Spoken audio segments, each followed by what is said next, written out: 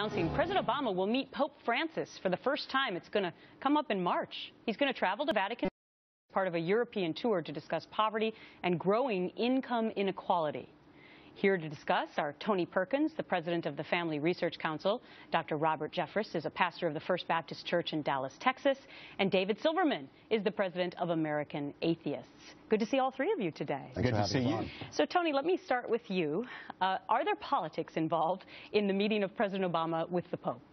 The timing is going to be very interesting because the Supreme Court will have just heard the oral arguments on the Hobby Lobby case, which is the result of the Obamacare mandate. So there's going to be some fundamental differences that are going to be on the table between the president and the Pope. And it's unlikely that a beer summit out in the Vatican prayer garden is going to solve these issues. They're very fundamental. Well, I don't think we'll see a photo op of the beer summit. But Dr. Jeffress, let me ask you this. The one thing that I find so interesting in the press release, even coming from the White House, is that they specifically say that they're going to discuss income inequality. And by the way, that'll be the headliner at the State of the Union from President Obama next week as well. And by the way, the Pope is really popular right now.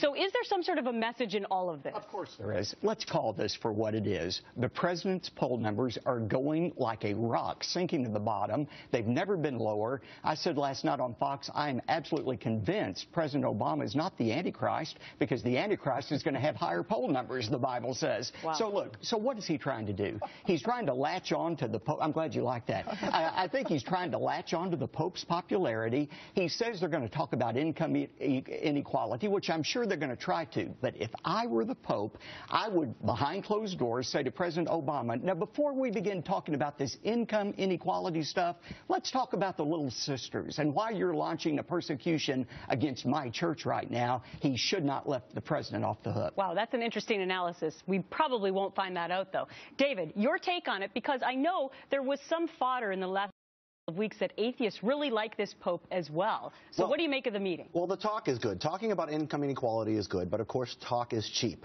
If the Pope actually wants to make the Vatican a real live force for good, he has to do what Reverend Jeffress says he has to not do what he says he's going to do, which is basically he has to concentrate on making people's lives better and not making them obey Catholic dogma. And that's what the problem is here. When we're talking about the Pope, we're talking about a man who talks a lot, but we still need to talk about the separation of church and state and allowing the Pope, allowing Catholics to make their own choices. I don't think the Pope's going to say that. With all due respect, I don't think the Pope's going to say that. But that's the meat of the issue, isn't it? The rest is just fluff. I want to move on to another religious issue, because remember when rapper Kanye West interrupted Taylor Swift at the MTV Video Music Awards?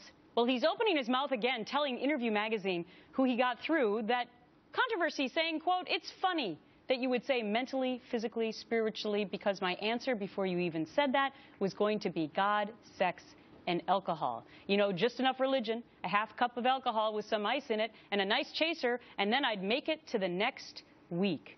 All right, so Dr. Jeffress, this is what he's saying that he latched onto during that controversy, where everyone basically did not like Kanye West for what he did to Taylor Swift. Do you like the fact that he threw God into that equation? Look, God, premarital sex, and alcohol, those are great subjects for a country song, but they don't mix together well in real life.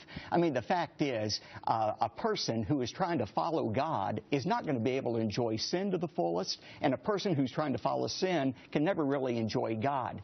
Kanye West is a lot like many people, even people of faith today, who try to use God as a chaser to try to dilute the misery of sin. So I would say either follow God completely or go after immorality completely. Don't try to mix the two, because it doesn't work. The word, though, you used chaser when we were talking about alcohol. Do you think he believes it? Do you think somebody who does that actually believes in the God? Do you think that somebody who says, "Well, I'm going to be religious now and not later"? No, I don't either. We're talking about atheists. But Tony, why does he say that? But this view of religion is why it is under attack in the case of the mandate from Obamacare, because it's seen as something we pull off the shelf when we need it as a crutch, or something we cling to when we're scared. When in reality, religion for Christians is a relationship with their Creator through Jesus Christ. And Jesus himself said, I came to give you life and life more abundantly.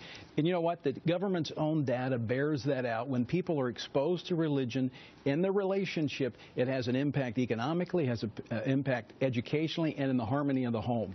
Real religion, which is a relationship, does get you through, not just the week, but through life. I got to wrap it there, unfortunately. Faith Panel, thank you so much. Oh, David, you've said a lot on this show. Don't worry about it. You'll be back. Thank you so much to all three of you.